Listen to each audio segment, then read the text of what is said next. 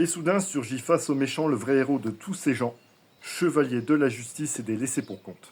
Ah non, excusez-moi, on dit qu'il veut juste buter tout ce qui ressemble à un migrant et quelques symboles démocratiques. Aujourd'hui, retour sur Citizen Vigilante, Duvebol, disponible sur à peu près toutes les plateformes encore actuellement. Les films qui a agité pas mal tout ce qu'il y a comme réseau. À la base, j'avais pas forcément très envie de le voir, jusqu'à un petit post d'un certain François Most, qualifiant ce film de merde. Et donc, après supplication de sa part, quelques sévices sur ma personne, des fois, on est faible, je fus bien obligé de le voir. Et donc, après la recherche de la VOSTFR, parce que moi, j'ai pas un niveau d'anglais suffisant pour vraiment profiter des films comme ça sans sous-titres, j'ai lancé ce film avec une petite appréhension. Je vais quand même franchement le recommander si vous voulez vraiment le voir avec les sous-titres, parce que ça a été fait par IA, et franchement, c'est vraiment un must. Je pense qu'on n'est pas loin de Baudelaire. Vraiment, le niveau est incroyable. Le film démarre assez vite avec ce meurtre commis par ce qui est désigné comme des migrants. Meurtre qui est quand même assez moche au niveau de la mise en scène, au niveau des effets. Et meurtriers qui sont rapidement exécutés par un justicier, une sorte d'ersatz de Batman, un croisement assez improbable entre Elon Musk et Anders Breivik, deux belles grosses merdes. C'est dire déjà le niveau de réflexion pour créer le personnage, mais j'y reviendrai un peu plus tard. Déjà, niveau esthétique, c'est un petit peu comme le début du film. Tout le film est à l'avenant, c'est moche. L'étalonnage des couleurs est pas très réussi. Les effets gore sont assez moches. Je me répète beaucoup là, mais il y a beaucoup d'effets digitaux. C'est pas très bien maîtrisé. Bref, c'est du bol.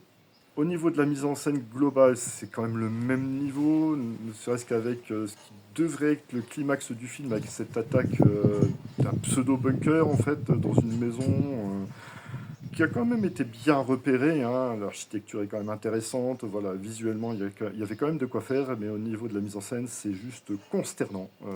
Tout ce qu'il ne faut pas faire, voilà, c'est un petit peu ça. C'est au début, c'est quand même assez bien découpé, et puis à un moment donné, au moment où démarre l'action, ça devient vraiment n'importe quoi. C'est très moche, c'est très mal fait, c'est très mal pensé. Un petit peu comme la scène qui se passe dans un bordel, c'est aussi mal monté, mal découpé, mal cadré. C'est narrativement assez inutile, c'est assez vaguement malaisant.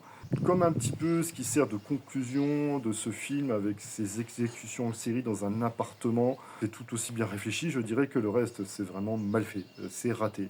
Donc dans ce film, à part montrer des boobs et des giclées de sang, quelques scènes vaguement choc, dans des réseaux qui sont habituellement assez à cheval sur leur politique visuelle et de censure, bon, à part cette petite provocation, je vois pas trop l'intérêt du film. Il y a bien vaguement une sorte de petit scénario avec cette enquête menée par cet inspecteur d'Interpol chargé d'appréhender ce pseudo-justicier. Enquête qui est quand même digne d'un Derrick au niveau des rebondissements. Le secret est levé quasiment dès le début du film avec des idées assez basiques qu'on n'oserait même pas mettre dans un épisode des experts. Les acteurs en roue libre, ils sont pas forcément dirigés, il n'y a pas dû y avoir beaucoup de répétitions, je suis pas sûr que leur texte ait été si bien écrit que ça, je suis même sûr que le texte n'a pas été complètement écrit.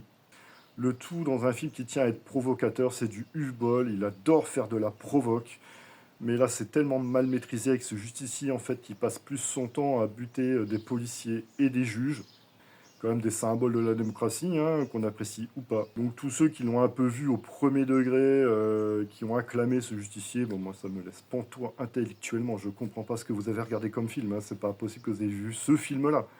Ce film ne raconte rien, il n'y a pas de propos, à part faire des trucs vaguement racistes, vraiment bas du front, franchement ça me dépasse. Et au 15e degré, le film est tellement raté qu'en fait le propos est vide de sens. Donc ce film est réellement une belle grosse merde. Donc moi je vais pas vous conseiller de le voir. N'hésitez pas à commenter, liker, partager. C'était Mark Shift pour la pellicule boule. À bientôt.